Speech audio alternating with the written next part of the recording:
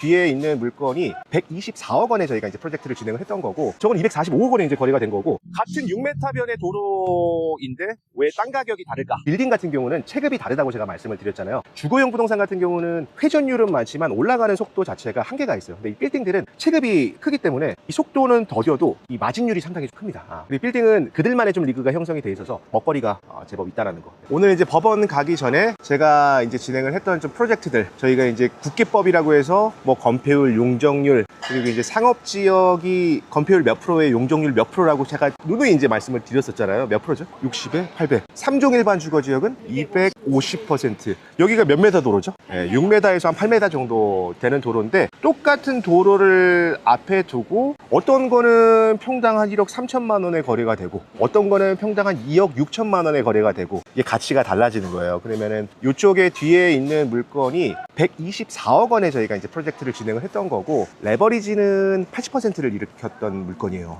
근데 이게 좀 사연이 있는 그 부분이 부동산 신탁 물건이었습니다. 신탁이 종류가 한 몇 개 정도 될까요? 무궁화 신탁은 회사, 신탁 회사 이름이고, 관리 신탁이 있고, 개발 신탁이 있고, 또 처분 신탁이 있고, 또 양도 신탁이 있고, 담보 신탁이 있습니다. 근데 여기 물건 같은 경우는 담보 신탁 물건이었어요. 근데 보통 여러분들께서 이제 조심하셔야 될 게, 제가 이걸 PPT를 다 정리를 했거든요. 담보 신탁 같은 경우는 부동산 거래, 그게 이제 경매든 일반 매매든 이게 이제 소유자가 있고 또 매수자가 있잖아요. 그리고 이걸 또 돈을 빌려주는 은행이 있을 거고, 위탁자가 실제적으로는 건물주를 얘기를 하는 거고, 수탁자는 한마디로 매수자를 얘기를 하는 거고, 매수자 혹은 신탁사를 얘기를 하는 거고, 그리고 수익자, 은행을 얘기를 하는 겁니다. 그러면 애초에 저희가 만약에 신탁되어 있는 물건을 거래를 할 때 보통 계약금, 그리고 중도금, 잔금은 누구 앞으로 보통 돈을 입금을 해요? 보통은 건물주한테. 그래서 사고가 많이 나는 겁니다. 보통 그래서 이제 사고가 많이 나는 건데, 신탁 물건으로 등록이 되어 있는 것 같은 경우는 제가 여기 이제 담보 신탁에는 크게 세 종류가 있다라고 제가 적어놨어요. 그래서 위탁자는 건물주, 한마디로 이제 빚을 진 사람을 얘기를 하는 거고, 그리고 이제 신탁 회사 같은 경우는 수탁자. 그럼 이게 대외적인 관계에서는 실질적인 소유자고, 그리고 이제 수익자 같은 경우는 아까 말씀드렸던 이제 은행. 거래를 했을 때는 되게 잘 됐던, 사업을 잘 열심히 했던 건물주였어요. 그러니까 여러 군데에서 펀딩도 받고, 이거 유명한 건물이었어요. 그래서 이 두 개 필지를 매입을 해서 이거를 타워를 올리려고 이제 구입을 했습니다. 근데 이걸 사고서 갑자기 사업이 이제 이렇게 휘청인 거예요. 휘청이다 보니까 야, 이것도 처분해야 되고 저것도 처분해야 되고, 또 서초동에 있는 물건들도 다 처분해야 되는 상황이 왔습니다. 근데 이거 보면 여기는 이제 깎여져 있잖아요. 건물이 깎여져 있는 상태고, 여기는 반듯하게 이제 올라간 상태고. 이건 왜 깎였을까요? 일조권에 대한 부분도 있고, 과거에는 이제 도로사선 제한이라는 것도 있어요. 근데 보통 현재는 건축법규가 이제 변경이 돼서 이 집 표면으로부터 지상 10m까지는 반듯하게 올라가는데, 이 10m 이상부터 이제 깎여서 들어가거든요. 이거 과거의 건축법규를 적용받아 갖고 이제 건물이 깎여서 들어간 거죠. 깎여서 들어가게 되면은 전용률이 떨어질 수밖에 없겠죠. 그럼 효용 가치도 떨어지고 미관상 좋지도 않고. 그래서 저희는 이제 요거 하나만 일단 진행을 하자라고 해서 이제 프로젝트를 진행을 했던 거고, 저희 3페이지에 등기 명의자, 신탁하기 전에는 등기 명의자가 건물주가 이제 소유권이잖아요. 이게 신탁 계약을 하기 전에는 일반적인 부분처럼, 근데 신탁 계약을 체결한 이후에는 소유자가 수탁자다라고 이제 표현을 제가 적어 놓은 거고, 착각하기 쉬운 부분에서는 여러분께서 나중에 이제 부동산 물건 투자하는데 이거 신탁 물건이다, 이거 저한테 주세요. 이것도 그 소유자가 돈이 급하니까 자기한테 입금하라고 했었어요.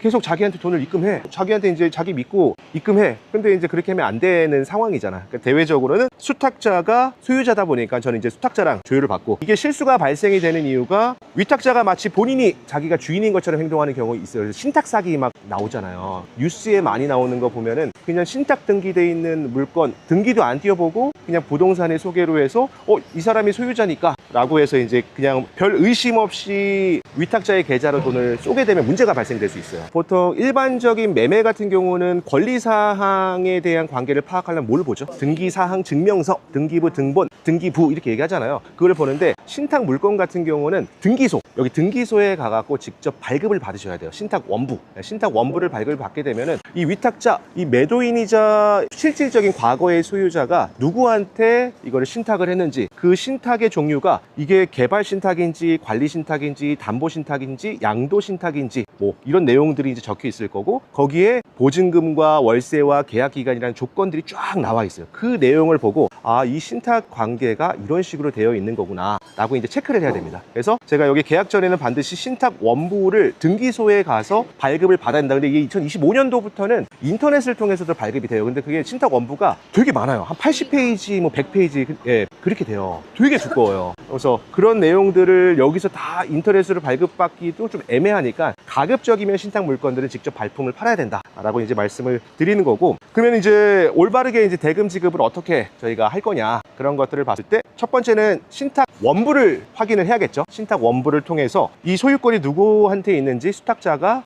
누군지, 실질적인 우리가 대금을 지급해야 되는 사람이 누군지를 이제 봐야 되는 거고, 그리고 이제 지정된 계좌에 대한 부분도 위탁자의 계좌가 아니라 수탁자의 계좌로 입금을 해야 되는 거고, 그리고 이게 수익자라고 해서 아까 은행이 있죠. 은행의 동의도 받아야 돼요. 은행의 동의가 있어야 나중에 소유권 이전 등기하는데 또 문제가 안 됩니다. 그래서 동의서에 대한 부분, 그리고 잔금일 이전에 신탁 등기가 말소가 돼야 되는 부분들, 대금 절차를 지나쳐서 진행을 해야 된다라고 좀 말씀을 드리고 싶고, 그래서 제가 이 내용들은 지금 이 물건이 그 신탁 물건으로 해서 이제 진행이 됐던 물건이고, 요거는 진행이 안 되다 보니까 소유자가 빚을 계속 못 갚았던 거예요. 못 갚았다 보니까 이게 이제 공매로 나왔었어요. 그래서 이 물건지를 쳐보면은 언제 공매로 나왔었는지, 그리고 이 채권 관계가 얼마나 복잡한지를 나중에 이제 확인하실 수가 있습니다. 그래서 이런 물건들을 토대로 해서 일단 신탁 물건들을 우리가 부동산 투자를 할 때에는 좀 조심하셔야 되는 거, 그리고 3종 일반 주거지역 같은 경우는 아까 용적률이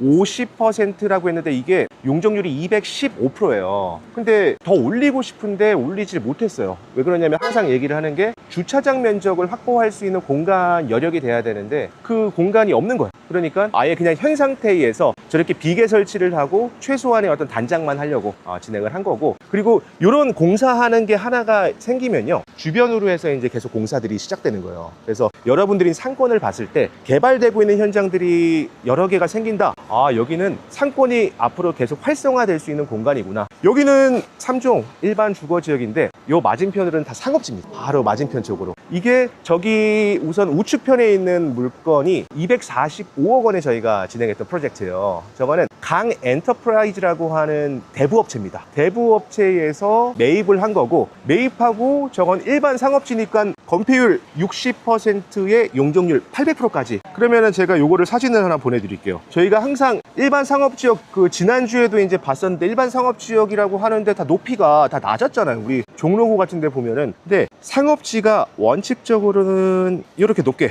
지을 수가 있는 거예요. 그래서 이제 보통 공사를 하게 되면은 이렇게 안내판을 붙이고, 그럼 저희가 학습했던 게 다 나오는 겁니다. 제일 위에 보면은 공사에 대한 프로젝트 명이 나올 거고, 그 다음에 발주자가 뭐죠? 발주자가 소유자입니다. 이게 이제 건축법에서 쓰는 건축 용어가 있고, 민사적으로 쓰는 또 민법에 대한 용어가 있는데, 건축법에서는 발주자를 이제 소유자라고 해서 강 엔터프라이즈라고 하고, 시공자, 한마디로 건물을 짓는 업체가 어딘지, 그 설계, 저희가 이제 그때 학습을 했던 기획 설계, 계획 설계, 실시 설계 3단계가 있다라고 말씀을 드렸잖아요. 감리는 뭘까요?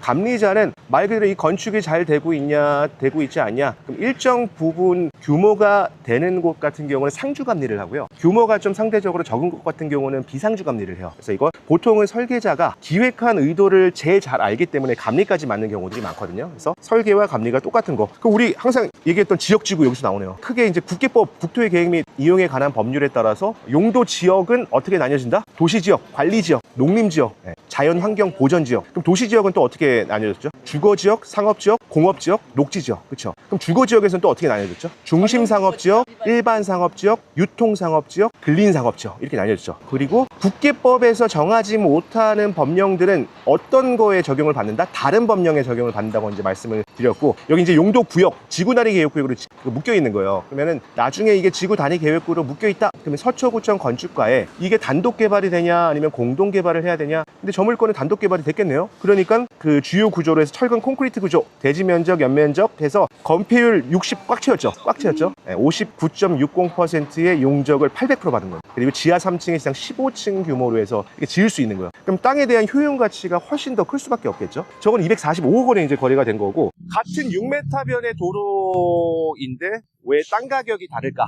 제가 이제 이거를 놔둔 거예요. 그러면은 A 사례에 대한 부분들, 저기 보는 게 245억 원인데 언제 거래가 됐죠? 2023년도에 거래가 됐죠. 3년도에 평당 2억 3,905만 원에 거래가 된 거고, 여기 같은 경우는 2024년도에 평당 1억 2,703만 원, 가치가 평당 약 한 1.8배 정도가 나오는 거고, 평당 토지 가격으로 보면 이게 1억 1,000만 원 이상이 상업지가 훨씬 더 효용 가치가 높다라는 겁니다. 그러면 이거를 갖다가 저희가 나중에 우리가 부동산 물건들을 다 보러 다닐 거 아니에요. 키워드를 딱 뽑아야죠.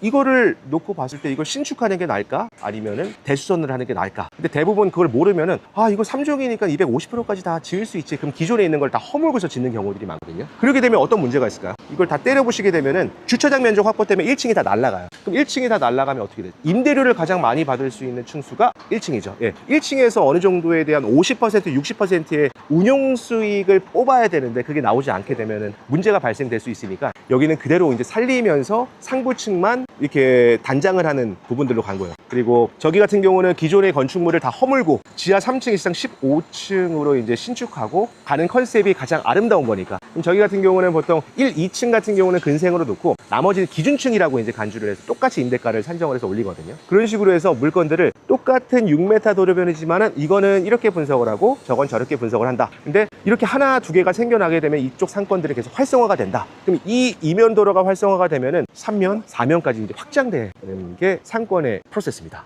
그래서 이 현장들을 직접 한번 보시면은 우리가 학습을 했던, 야, 이거 용도 지역에 맨날 건폐율하고 용적률이 뭐야? 용도 지구가 뭐고 용도 구역이 뭐야? 그냥 들었던 부분들이 현장을 보지 않으면 몰라요. 그리고 저기 보면 이건 지금 신축 철거를 하고 있죠. 철거를 하게 되면은 우리 지난번 종로구 갔을 때 앞에 노점상들이 그냥 도로를 막 점용하고 있었잖아요. 근데 그 사람들은 원칙적으로 거기 지목이 뭐죠? 도로죠. 그럼 도로에서 판매 행위라든가 영업 행위를 할 수 있나요? 못하죠. 그러면 그 사람들이 적법하게 영업을 하려고 하면 뭐가 필요하죠? 그럼 도로 점용 허가라는 거를 받아야 됩니다. 그래서 보통 저렇게 이제 철거 공사를 앞두고 있으면 크게 도로 점용 허가증이 붙어 있고, 그리고 두 번째는 뭔가 이 소음, 분진, 진동, 이게 이제 팁을 하나 드리면은, 선수들은요, 제가 만약에 옆에 여기 건물주나 혹은 임차인이요, 인접 지역에 공사를 하게 되면은 본인들의 영업에 피해가 될 거 아니에요. 그러면 합의금을 유도를 합니다.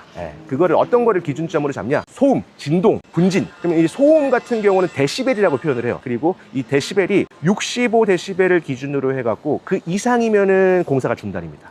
구청에 계속적으로 분진이나 소음이나 뭔가 진동 같은 경우는 이 건물이 이렇게 움직이잖아요. 그러면 내 건물에도 피해가 갈 수 있죠. 그래서 내 건물에 크랙이 갈 수도 있고 이런 부분들이 발생될 수 있으니까 보통 이 크랙 게이지라고 해갖고 그런 걸 붙여놓습니다.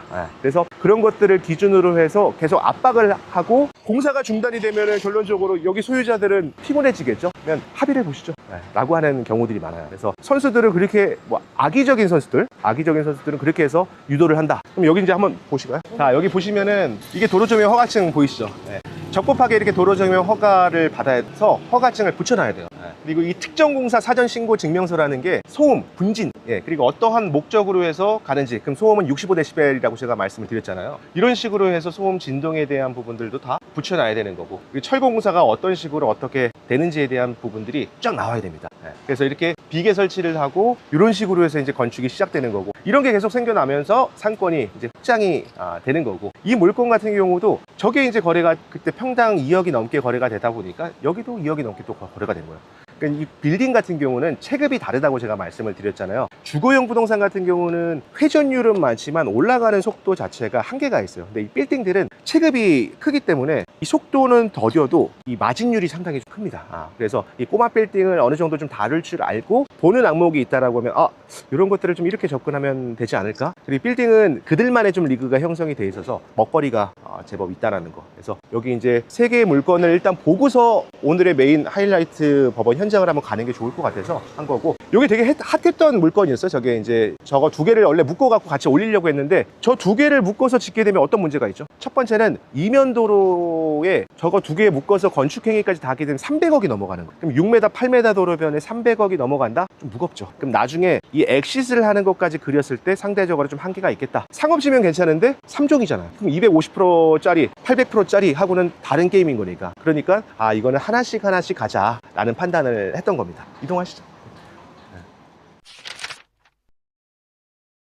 네, 오늘 저희 전체적으로 이 부동산 밸류 프로젝트에 대한 교육 현장이 끝났고요. 마지막 이제 법원 경매 입찰 현장까지 오는 것으로 일단 마무리를 졌습니다. 그러니까 어떤 투자를 하실 때에는 원석을 발굴하는 단계에서부터 그거를 분석하는 단계, 그리고 그거를 어떻게 잘 예쁘게 가공을 해서 아름다운 그림들로 이제 연출하는 모든 것들이 A부터 Z까지 다 연결이 돼야 되거든요. 근데 그 과정 속에서는 항상 걸리는 부분들이 어떤 법무적인 부분들, 또 법률적인 부분들은 항상 낄 수밖에 없습니다. 그래서 아까 저희가 말씀드렸던 것처럼 저희 원팀 어벤져스 팀은요, 우리 법무사님, 그리고 변호사님, 그리고 저, 그리고 뭐 세무사님, 건축사님들이 다 함께 여러분들을 위해 어떤 프로젝트를 진행을 하니까 언제든지 뭐 필요한 것들 저희를 불러주시면은요, 저희가 정말 즉각해서 아웃풋을 내도록 하겠습니다. 변호사님 아까 말씀 잘하시더라고. 네, 변호사님도 오늘 한 말씀 좀 부탁드리겠습니다. 예, 저희 이제 일기팀이 이제 교육의 마침표를 이 법원에서 이제 찍게 됐습니다. 수강생들의 열의도 대단했던 것 같고, 또 실무에 대한 어떤 감각을 전해주니까 잘 수렴해서 잘 습득하는 것 같아서 같이 나누는 입장에서 참 뜻깊은 시간이었고, 기회만 된다면 계속해서 연결 속에서 그분들이 원하시는 그런 부동산 쪽에서의 성과들을 하나하나 같이 이루어가길 또 소망하고 저도 바라고 있습니다. 예, 감사합니다. 자, 마지막 이제 법무사님한테도 한 말씀 좀 여쭤볼게요. 오늘 좀 소감이 어떠셨는지도 한번 말씀해 주시고요. 또 앞으로 저희가 어떤 것을 또 해나가야 될지 한 말씀 부탁드리겠습니다. 네, 오늘 일단은 일기 수강하셨던 분들 굉장히 교육 잘 받으신 것 같고요. 그리고 일단 책으로만 보는 것보다 이렇게 대표님을 통해서 현장 답사도 나오고, 그다음에 이제 물건 분석, 그리고 마지막 최종적으로 법원을 통해서 어떻게 입찰하는 과정까지 그냥 뜻깊은 시간이 됐을 것 같고요. 그리고 저분들이 또 직접 또 이렇게 실무를 하면서 더 큰 도움이 될 거라는 어떤 생각이 들고요. 뭐 제가 우리 대표님이 앞으로 하시는 일에 있어서 할 수 있는 역량껏 옆에서 많이 서포트해 드리고, 그다음에 또 다음 수강생 분들을 위해서 저도 나름대로 열심히 노력하고 준비를 할 테니까요. 여러분들 많은 참여 부탁드리도록 하겠습니다. 네, 감사합니다. 네, 저희 여러분들 그 마지막 제가 한 말씀 드리고 이제 종료하려고 하는데요. 이게 한 곳, 한 장소에서 변호사님, 법무사님, 그리고 디벨로퍼, 이게 이제 다 모일 수 있는 기회가 많지가 않습니다. 보통 이제 낮장으로 많이 이제 흩어져 있고요. 대부분이 다 이론적인 베이스 위주일 거예요. 근데 저희의 강점은 단순하게 어떤 이론을 설명드리는 게 아니라 이 실무를 하면서 그 실무를 통해 이론을 대입시켜가는 과정들을 여러분들께 이제 알려드리고 있거든요. 그래서 언제든지 선한 영향력을 발휘할 수 있는 부자가 되고 싶다, 또 부의 추월 차선에 진입하고 싶다라고 하시는 분들은 언제든지 문을 두들겨 주시면 저희가 최선을 다해서 도와드리도록 하겠습니다. 인사하시죠, 같이. 하나, 둘, 셋. 일기 화이팅! 화이팅! 다시. 자, 한 분만. 오케이. 아니. 하나, 둘, 셋. 일기 화이팅!